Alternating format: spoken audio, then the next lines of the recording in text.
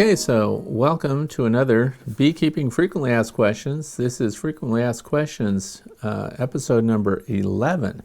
And today is Friday, April the 5th, and it's 39 degrees outside, raining and blowing and terrible, and we can't be out in the bee yard again. Go figure. But the good news is this afternoon it's supposed to hit 50, and hopefully that rain will subside a little bit and we can get out there and do something. So if you're new here, you're welcome, and please feel free to write your questions down in the comment section of this video, and we'll address those that will be of wide appeal next Friday when we release another Frequently Asked Questions video. So welcome, and let's get right into it here. The first question that I have, I forget who asked it, but it says, catch a swarm, then requeen it, and I'll know what I have. Should I treat that swarm? Okay. First of all, what is a swarm of bees? So when the old queen gets run out of the hive and the colony decides to evict her, she's going to leave. This is how a colony of bees gives birth to a new colony of bees. So the queen that has been the resident queen for a while gets kicked out of the hive. They stop feeding her, they chase her around a while, she loses weight, and she can fly, hopefully, unless her wings are clipped and she's a marked and controlled queen. She's going to leave, and about half the colony is going to go with her. The workers, 1/2 to 70%. It can be a lot. Early spring swarms are huge. So be ready for those, by the way. Have your equipment on standby. Have boxes ready to go so you can collect and hive a swarm quickly without running around like a chicken with your head cut off. And have some protective equipment to wear, too. Even though swarms, in general, are very passive, you can get into a pickle there if you end up with some hot bees. So once you get the swarm, do you have to requeen? Well, you don't know anything about those bees yet. If they've come from your yard, where I live, I am very isolated from other beekeepers. So when I see a swarm in a tree, 100 feet from my apiary, I'm 99% sure those are already my bees, that's already my queen, and I'm going to collect and hive them. All my stuff is staged. I have a whole rack of hives ready to go in my detached garage, and I have a swarm kit. So I don't have to run around and figure out where my stuff is when somebody calls and says, hey, there's a bunch of bees on my fence post, would you be interested in coming to get them? Because as you and I know, those bees can disappear in an hour, or they could be there for 2 days. We don't know. But if you want to get them, have your gear ready to go. The only thing you're going to mix up fresh when you're going after a swarm is going to be your sugar syrup, 50-50 sugar water, because you want to spray them. They're already going to be having a hard time, because if they've been there for a while, they're hungry. So the whole point is, once you get that swarm and you bring it back and you put it in a new bee box, or an old one if your swarm lure or your swarm trap is an old beehive, which I recommend that you use because those are handy. Once you bring them back and you set them up where they're going to be, this is a great time to treat that swarm, especially if they're not yours. You want to treat them with oxalic vaporization. My opinion, you can do anything you want with your own stuff. I'm just here to share what I do and how I approach it. Historically, I have to admit that I have not done that. I've been doing this for 12 years. I collect a lot of swarms. I enjoy doing that because it's an opportunity to educate people about bees. It always draws a small group of people that want to see what's going on, and you can tell them about it, and you can put your hand in the swarm and show everybody how non-defensive they are and things like that. But once they're hived, if you've traveled some distance and you don't know anything about those bees, I would recommend, once you box them, that you treat with oxalic vapor, oxalic acid vapor. And that will knock out any of the varroa destructor that they may be bringing with them. There's a reason why bees swarm sometimes. It's to get away from the hive that they're occupying. So conditions in that hive may not be favorable. They may actually be overrun with varroa destructor parasites. And when they do that, you can get rapid swarms coming out of a colony because they're really rejecting the place that they're living. There are many reasons why bees swarm. There's just one of them, and one that we have some control over if you want to treat them as they come into your apiary. So I recommend that you do that. The question was, do you requeen them once you get them? And my answer to that is no. Why would you requeen unless you want to let them set up house? Once you hive that swarm, and once they're all set where they need to be, leave them alone for a while. If you want to increase the chances that they're going to stay there, you could pull a frame of brood from one of your other colonies if you have it, put that in there, and they won't abandon the brood. They'll adopt that brood right away, by the way. Their goal is to survive, and so they're going to start building wax right away. They're going to draw out comb, so if you provide some drawn out comb, you're also way ahead in enticing them to stay. You want to keep them for a while and see what their behavior is. If they're highly defensive, if they don't seem very productive, if after a couple of weeks you open that up and the queen isn't really laying very well, then it is a good time to order in a replacement queen, because queens can be shipped almost any time of the year. And they can come FedEx, they can come UPS, they come overnight mail. So you bring the queen in after you've eliminated the resident queen. So once you have your swarm, once the box is set, once they've established themselves and you've had time to observe their behavior and their productivity and things like that. If they're favorable, great, keep her, leave it alone, just as it is. On the other hand, if she's obviously failing and the colony is doomed because of her behavior, or it's a hot hive, their attitude is wrong, you will want to remove that queen, and then you're going to kill her. And then 3 days later, you'll be installing the replacement queen. And the reason you don't do it immediately is because you want those bees who are following that queen to become accustomed to her absence. You want her pheromone to dissipate from that colony, and you want the bees that are resident there now to accept a new queen when she comes. And the way to encourage them to do that is to remove the queen several days ahead of time. So when you place your queen order and you know the delivery date is coming up on a Monday, like next Monday, then next Friday, you're going to want to get out there and kill that queen. You don't want to waste that queen though. So take that queen, separate her out, and I'll tell you what to do with her later. But that's how you requeen. And then you'll observe she'll come in a cage with a couple of workers. You put that in that colony and you see how they accept her. And once they've accepted her, you're good to go. Same thing, you're going to want to monitor that and make sure that the replacement was good. So do you have to requeen them? No. Based on their performance later, give them a couple weeks, 3 weeks even, doesn't hurt. But if she's not laying eggs and things like that, if she's really deficient, the numbers in that colony, the strength is going to go down rapidly. Because remember, when you bring in a new queen and she starts laying, you're delayed 21 days, at least 21 days, before you're going to see any new hive colony members. So the quicker you catch on to that, the better. So the attitude of the queen, the performance levels of the queen, and laying patterns, things like that, will decide whether or not you want to keep that queen. So she should be good to go. Okay, next, and like I said, treat them with OA. When to use an entrance reducer? This is a good question this time of year. We're just coming into spring. We're just going to come into a nectar flow here. Right now, hopefully you're feeding your bees. Hopefully you're helping them get through the rough winter that we're having. Really strange weather across the United States. I am located in the northeastern United States along the Great Lakes region, and that's why we're having terrible weather right now. But anyway, an entrance reducer, if you look at a honeybee hive, across the front, there's a landing board and there's an opening the full width of that hive. So it's either an 8-frame width or a 10-frame width. And during wintertime, generally speaking, you have an entrance reducer that cuts down the airflow there, and you reduce it from the sides and you leave an opening in the center. Usually it's an 1.5 to 2 inch opening in the center, and that's so that the bees can manage the weather that they're exposed to. And also, as their numbers dwindle, they can fend off intruders better. So entrance reducers even keep things out like mice. And so by reducing the entrance, you give a greater control to a smaller number of bees in the hive. So when do you use it? Well, wintertime, as I mentioned, but the other thing is a lot of people are starting out with bees right now. So you're going to be putting in package bees, or you're going to be putting in a nucleus of bees, which is 3 to 5 frames of brood and a queen.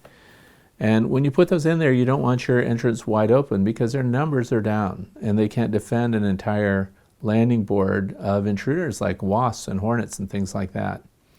So, and even other robber colonies of honeybees will start to attack during periods of dearth or in the early spring when there isn't a lot of nectar yet, but the colonies are all in rapid buildup mode. So when resources are thin, you also want an entrance reducer on. When resources are plentiful. So when we get into a nectar flow and everything's in bloom and there's dandelions everywhere and there's clover everywhere and your bees are just bringing it in as fast as they can, and you see them all heaped up and there's a traffic jam at your entrance, that's the time when you want to open that up and give a larger access to your bottom board.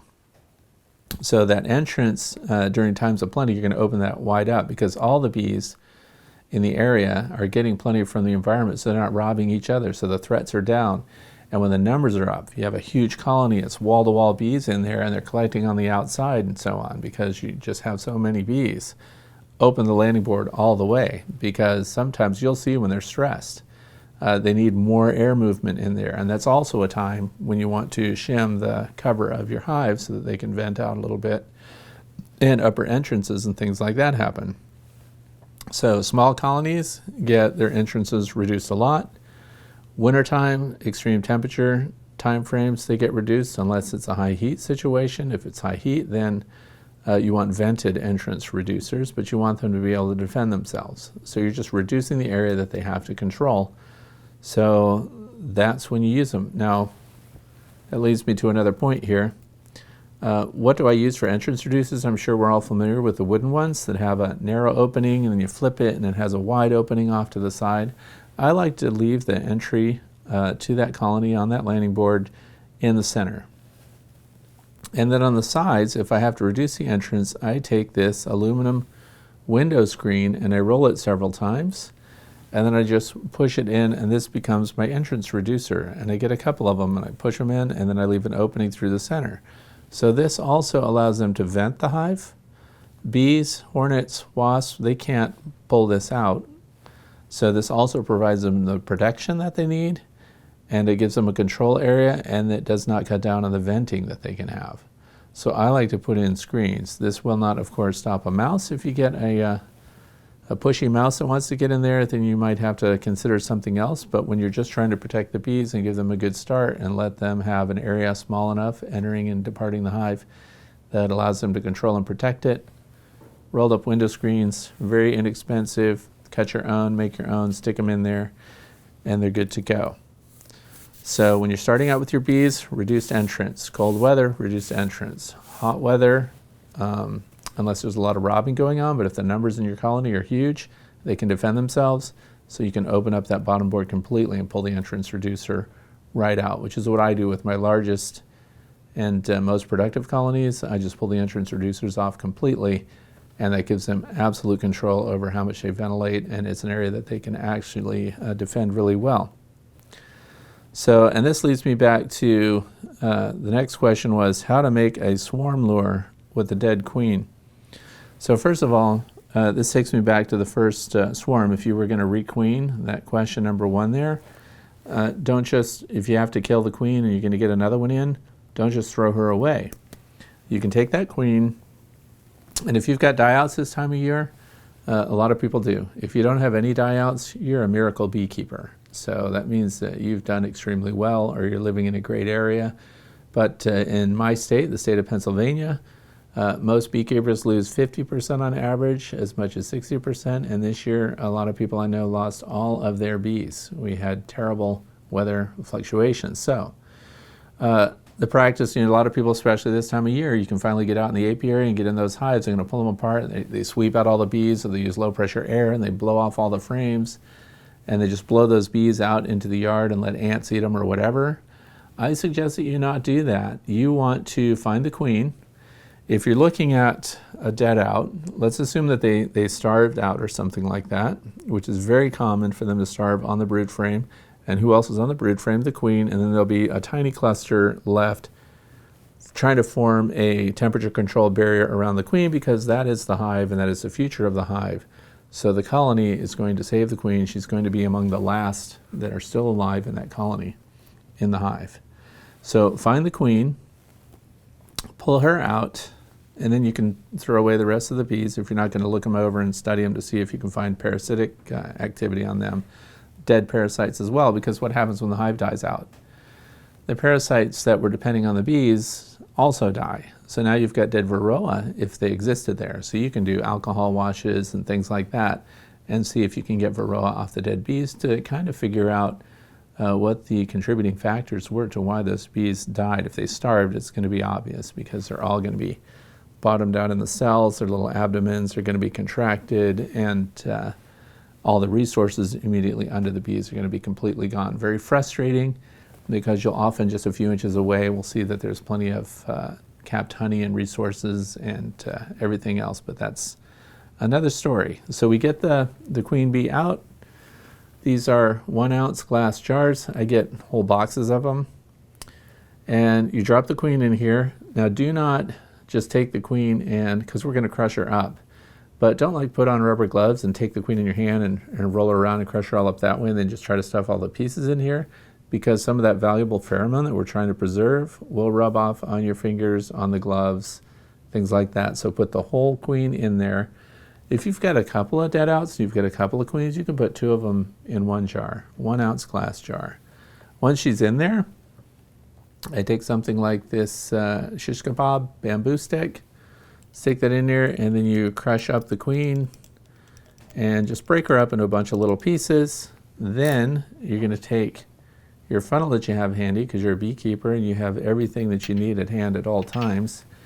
And then you're going to take isopropyl alcohol, isopropanol, and then you're going to fill this jar, I don't know, 2/3 of the way.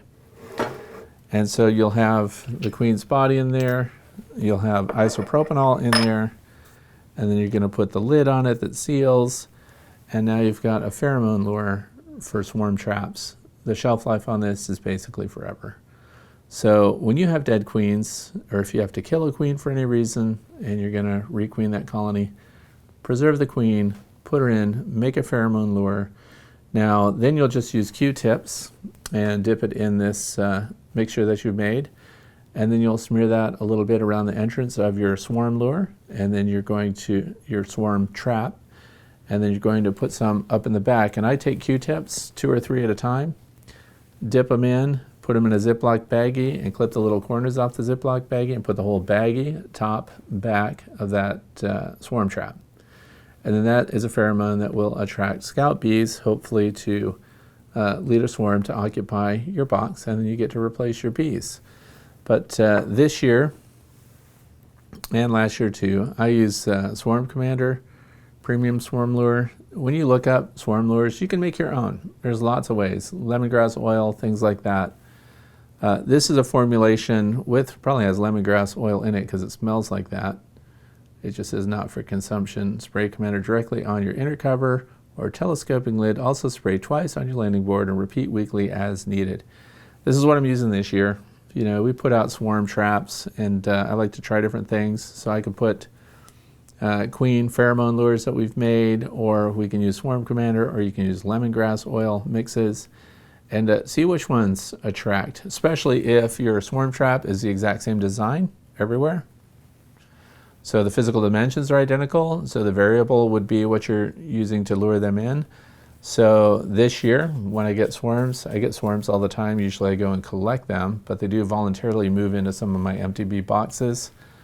We'll find out how well that works, and which designs draw the bees and which pheromone lures work the most. So that's coming up this summer, but that's what you do with the queen. Turn her into a pheromone lure for swarm traps. So don't throw those queens away. Number 4, what types of hive tops do you like and why? All right, when we look at videos and pictures on my apiary, there's a wide variety of hive covers, hive tops. So I can tell you what I don't like. That's very easy. I don't like the migratory covers. Those are, when you see a bunch of commercial bees and bee boxes, keep in mind commercial bee box designs are so that you can manage hundreds or even thousands of hive bodies in close contact with one another, and they're designed to butt right against each other, be strapped on pallets, loaded on trucks, and shipped around the country for pollination services. So the migratory covers, you know, they're shaped like this on the ends. They lay flat and snug against the top box, and on the sides of them, nothing overlaps. And that's so that you can put boxes right next to each other without anything interfering with that, and then they're strapped down. So migratory covers, I will say, are my least favorite because there's no inner cover. The migratory cover is a single piece with a couple edges, and no inner cover, no venting, nothing like that. So it sits flush. Least favorite. So then through the years, colonies, I like telescoping covers. I like the covers that go over the hive box, that settle down, that cover the inner cover, and then leave some wiggle room so that you can shim them a little bit and allow airspace up through the top. The insulating properties come into play, so your cover should have a way to lock air in it. So for example, if it's a polystyrene cover, which I have several of those, they reflect heat in the summer, they hold the heat in the wintertime. They're very good insulators. The reason I don't get entire hives made out of polystyrene is just because that when it comes to the landfill, they're not recyclable. They are, they're terrible. Nobody takes them. My recycling company doesn't take them. So the polystyrene has a half-life decomposing in the environment of 500 years. It's terrible stuff. So if I use polystyrene anywhere, it's going to be just for the hive covers, and they last for many years, and you can paint them. The drawback is my chickens eat them, the bees can chew them, and they will degrade if they're not painted to protect them from the sun's rays. So they have great insulating properties, so they telescope over. So polystyrene's okay, not my favorite, but I like them. And you can strap them down. Plus you can put rocks on them and stuff if you want to just weight them down. They're very rigid. So the next one is the Gable Roofs. I like the Gable Roofs that you see a lot in the United Kingdom, for example. Not so popular in the United States, but you see them on flow hives and things like that. But the Gable Roofs have been around for a long time.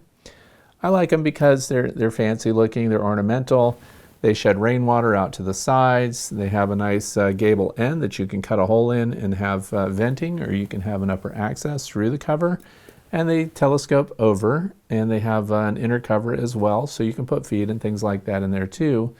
So the gabled roofs I like because they'll accommodate a rapid round feeder, things like that. So if you're not figuring this out, I really don't have a single favorite. There are attributes to each, and there are drawbacks to each design. So I like those. I like the Be Smart design covers because they are a very tough plastic that's formulated so that it can handle ultraviolet rays, is white so it reflects heat, it has an air gap in it so that it also insulates in the wintertime, and some of them have holes in them so you can have a hive top feeder without pulling the cover off. Plus they extend out beyond the box, so there's a nice lip all the way around that has a drip edge built into it. So when it's raining, the rainwater doesn't follow the cover in and go right down the side of your box and onto your landing board. So another consideration when I'm thinking about why I like different hive covers is sometimes, especially in the summertime or during heavy nectar flows, you have an abundance of bees in your hive. So this is also a period where we want to expand the hive to accommodate the extra honey and resources that they're bringing in. But the other thing is you'll see bees collecting on the outside of your hives. I've had hives 2/3 covered in bees during peak production. So they also move up underneath your hive cover. So the edges that stick out nice and wide are providing shelter and protection for those bees that are massed on the outside of your hive. So there's another bonus behind having a nice flare out or extension that the cover has that goes beyond. When you're a backyard beekeeper and you're non-commercial, you're not worried about packing up your stuff and shipping it around and migrating things, and you're not dealing with hundreds of hives. So if you want to make a fancy cover that has a greater extension that provides shelter for the bees that are collected on the outside but also sheds more rainwater, it's only effective as a rainwater shed when you're just starting out, because when you just start out with your bees, you're going to have a single deep box that's going to have your bees in it, and they're going to start to build up. So your entrance reducer, as we discussed earlier, because they're new, will have a small entrance. When you put the cover directly on that first box and it extends well beyond, you do have some benefit to shedding rain and things like that. It even can provide some shade for part of the hive. But as you add boxes, that's less effective. So the whole idea that the hive cover is going to have a good rain shed effect, unless the rain is falling directly down, which where I live almost never happens. The rain is always coming in at an angle. It always comes with a big windstorm. So, the cover is not going to shed for a lot of rain, but it can provide emergency shelter for the bees that are on the outside and so on. So it's really a matter of aesthetics. What do you like to look at? The other thing is some people like to carry their smokers out there, and when they're looking at the hive or whatever, they set their smoker right on top of the roof of the hive. And you can't do that if you have the gabled roofs. The other thing is the flat roofs. If it's polystyrene, you don't want to set your smoker on that because it's just going to melt it. So you have to put a brick or something on there, then set your smoker on the brick. So there's facility to it. It needs to be able to be strapped down. The new Flow Hive 2 covers, the roofs for those have holes going through the sides of them and thumb screws going on, so it actually grips onto that top box. So worrying about the wind blowing off the cover is the other end of it. If you can't strap it down and your cover's got a lot of excess surface area on it and the wind hits the side of your hives and blows up, it could lift and blow off the cover. So covers that have big extensions on them are going to be more of a wind zone problem. So the ability to strap them down, they should be able to be vented. You should be able to shim them. But my personal favorite, I don't have a single favorite. I like a variety of different covers for a variety of different reasons.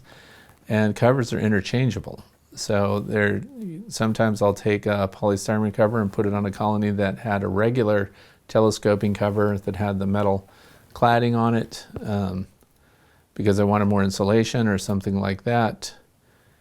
And it's really personal preference and aesthetics. They're all designed to function well. The outer cover is what we're talking about. There's always an inner cover, so those things need to work well with each other. And the ability to accommodate feed.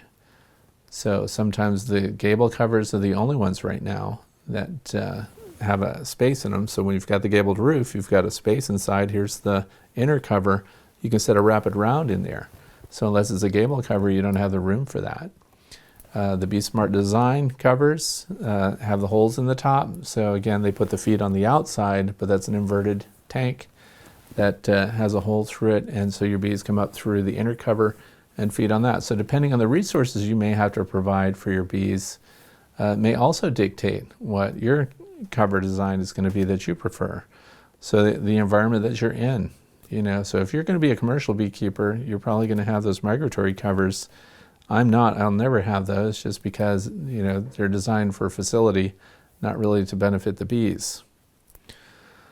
So I hope that answers that question. I don't have a single favorite.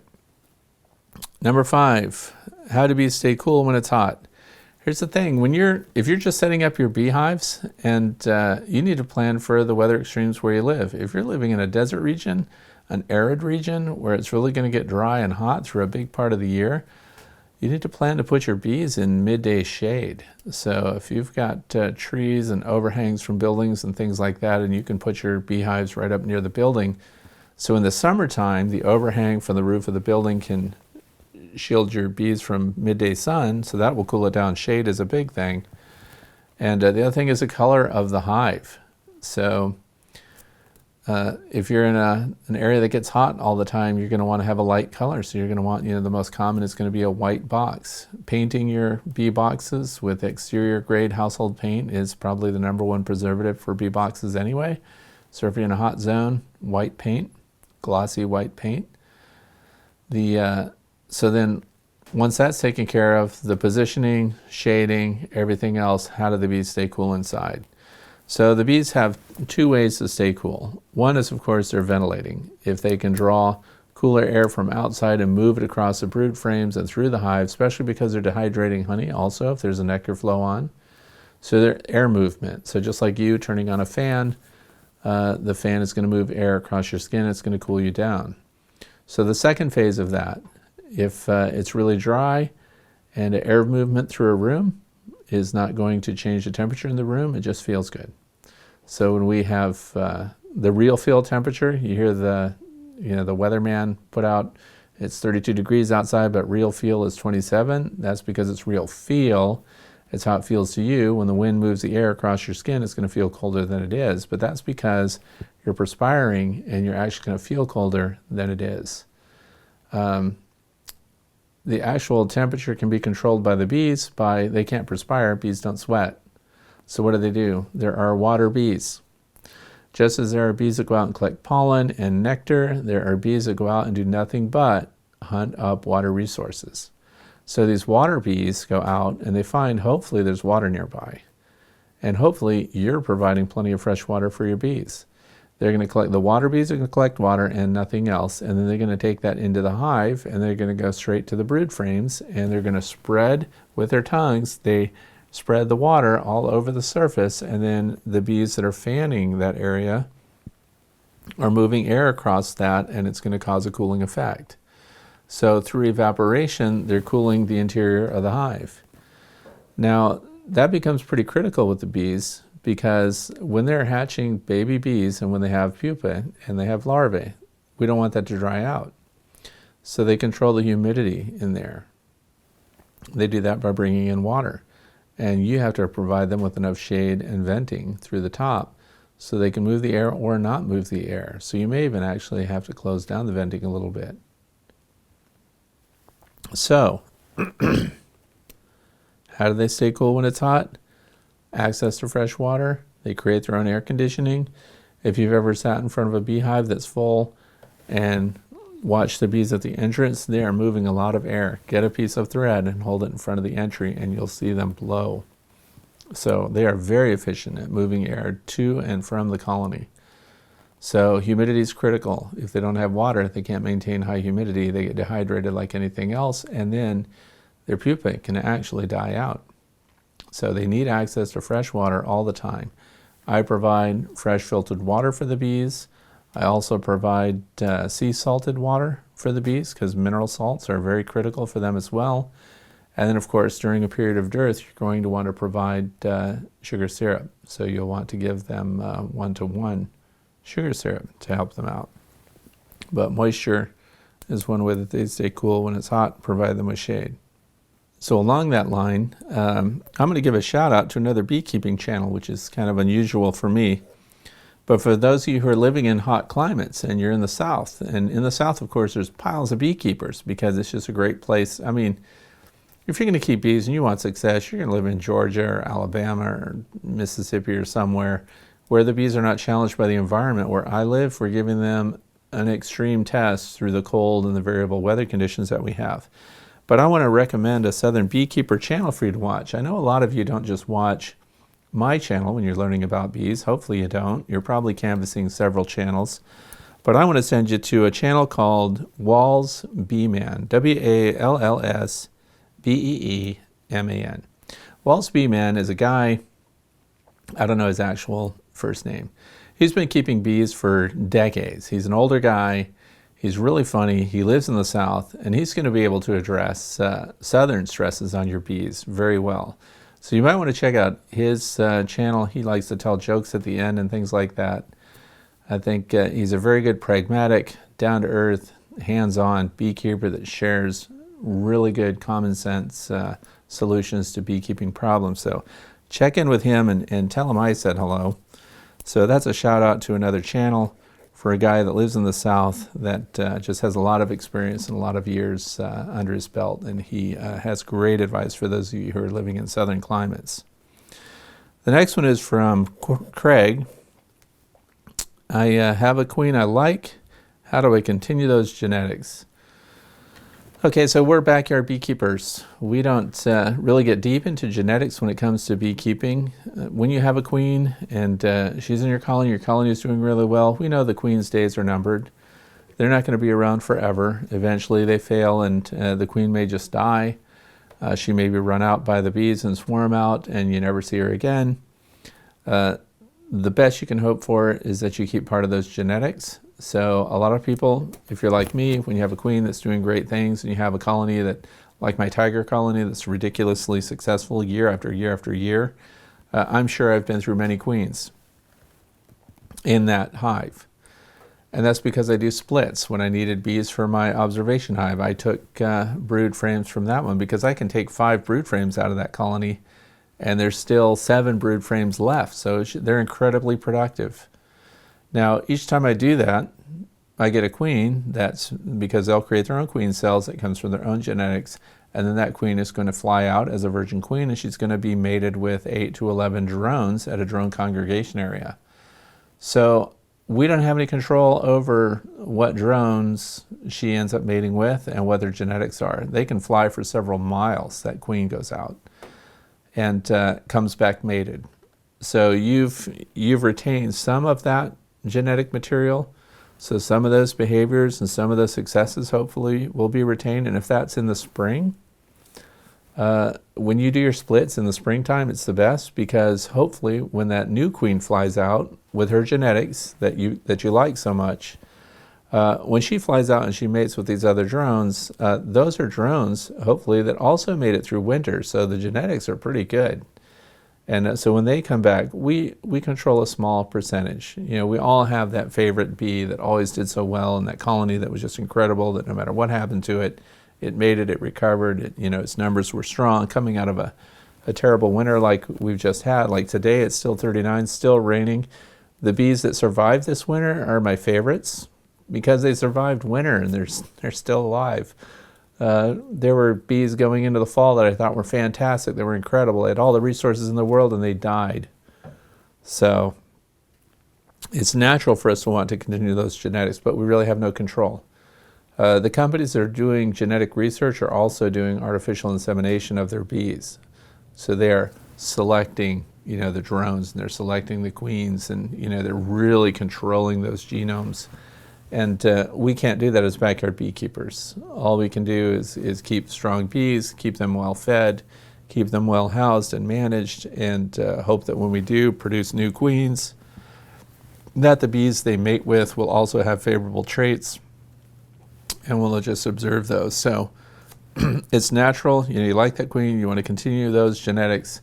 Some people go into queen production. Some people preserve queens and breed queens specifically as a business. And that's a big deal, but it's also well beyond the scope of backyard beekeeping. So the most you can do is, keep that queen as long as you can. Queens live several years. They can be productive for several years. And then hopefully we get her offspring, and those will breed with favorable traded bees. And then we end up with 50% of the stock that we like so much, and hopefully infiltrated with other genetics that are also favorable, but we can't preserve specifically those genetics from that bee unless you're part of the genetics program. And there are new bees coming out. This year, I'm going to be testing out those Saskatraz bees, which come from Saskatchewan, Canada. They've made contracts with breeders here in the United States. Right now, they are Varroa resistant, hygienic, and they are cold weather champions. And that company has contracted with companies here in California and one other place. So you can right now buy this new genetic line of survivor bees that handle the cold weather from Man Lake is selling them. So check out Man Lake, MANNLAKE. They're selling package bees. I think they may have dropped down to just pickups only, but I am buying in package bees from them, and we're going to try those out. Because I've always been using the Weaver bees that come out of Texas, and they've been doing fantastic, but I lose half of them every year no matter what I do. So half of my colonies every year die out. So I'm looking for something stronger. So two things I'm changing this year. I'm going to add in the Weaver bees I'm still using because they're still great. And one of my ridiculous colonies that made it through winter that lived in just one box, one 8-frame box by itself, nothing else, came through. And they're still alive and they're still doing great. Those are Weaver bees. And so this year we're going to upgrade to, we're going to do some treatment. I have never treated my bees in the past. I've just accepted that 50% of them die off every year, and that the ones that make it through are my survivor bees. I'm going to work with them, and they're going to be great, and they're stronger than ever because they made it through winter. But I'm wondering if I couldn't get more through, if even though they are survivor bees, they're Varroa resistant on their own. This is why I'm testing out Oxalic Acid Vaporization this year. And I'm going to be using that to see if I can boost their survival rates. I want them to be stronger going into winter, and I'm going to add to my apiary those Saskatraz bees. So genetics, people are always doing research, moving them forward. The bee weaver family has been fantastic at that, and now these Saskatraz bees. Can't wait to see them, see how they do. And if you're getting those too, and this is your first year, let me know. If you had them through last winter, write down in the comment section and share with everybody what's going on with those bees. I have high hopes for those. So again, if you're doing oxalic acid vaporization, which is the only treatment I'm going to do this year, as I said before, I've never done it before. I don't like treating bees. I wanted my bees to make it on their own. I like the idea that we have genetic stock that can survive, that resists disease, that handles everything that the chemical companies are throwing at them right now, and they're killing Varroa on their own, and they're running small hive beetles out. And I found one small hive beetle, one. And so providing that you have bees that are genetically powerful and they're doing incredible things and they're making it. But see, the drawback is my bees through the years, I've made lots of videos of the landing boards of the bees, evicting drones and throwing out the workers and cleaning out the brood frames. And they're fantastic at cleaning everything out, but you know what they're doing? They're killing a lot of bees or removing a lot of bees from their own stock. So now we can say that that's an adaptation that allows them, that's behavioral, and allows them to succeed in an environment where we have Varroa destructor all around them, where they have small hive beetles trying to get into their honeycomb. And the fact that these bees can keep up with that on their own, great, it's awesome, it's sustainable, but I'm going to boost that. I figure, if they're successful in the face of all of that, I'm also going to use the oxalic acid vaporization, and I started the first treatment, did the first treatment yesterday. We're going to do 2 more treatments, 7 days apart, and as I mentioned in the beginning, and we're going to try to get a handle on those Varroa and see if the numbers increase. If they're not killing off a bunch of their own bees in that colony just to keep up with Varroa destructor, then that's going to be a much stronger colony, and they'll still have the Varroa defensive traits. They'll still be able to chew and groom them off, and the ones that are left. But if we get down to 1 Varroa in a colony, the most I've ever gotten out of a colony when the state inspector was here was 1 or 2 Varroa. So, but the other thing is we were doing sugar rolls. I don't know if we were getting them all. So I'm going to do that too. This summer, we're going to be doing a lot more Varroa counting, and I'm going to look for those small hive beetles. That's coming up. Integrated pest management, which is part of that flow hive too, has a big tray in the bottom of it. We're going to be collecting stuff in there and seeing how that goes. So, queens and genetics, things are on the move, and I'm going to do some changes to help out the bees that I have here. That's it. Coming up on Sunday, I'm going to release a video that shows the new, for those who are interested, the big version of the Flow Hive 2, which is a 10 frame Langstroth, 7 frame, and has all the integrated pest management, built-in levels, leveling system for the base of it. And of course I did pyrography on it, so I cut it in and decorated my own stuff. This is one of the front panels. So I'm trying to make it educational. And I have the queen, of course, laying her egg here. This is, if you don't know what pyrography is, it's just wood burning. I spent so much time doing this yesterday, and then so I have the queen laying eggs, and then I have the little eggs inside the cells, as if we cut away the sides of them. Then we have the larva stage, then we have the pupa stage over here. So this will be a front panel on the brood box on the Flow Hive 2, which I'll be able to use as an educational tool. And then of course, for the honey super, we're just going to have big bees on it. That's a lot of work, but I thought, I want to personalize it and make it look kind of cool. So anyway, that's coming up Sunday. You're going to see that video if you watch. Thank you for watching this one. Subscribe if you haven't already, and if you're interested in the follow-on videos that we're going to do. And please take the time to write your questions down below. If it's been answered before, keep in mind we've done 10 of these before today. This is FAQ 11. We're going to do FAQ 12. If I don't respond to your question right away, it may be covered in a prior one. All the questions that we answer in each video are listed in the video description so that you'll know what's covered there. So thanks for watching, and I hope that you're having a better spring than we are so far. And happy beekeeping. I hope all your bees are healthy. Thanks again for watching.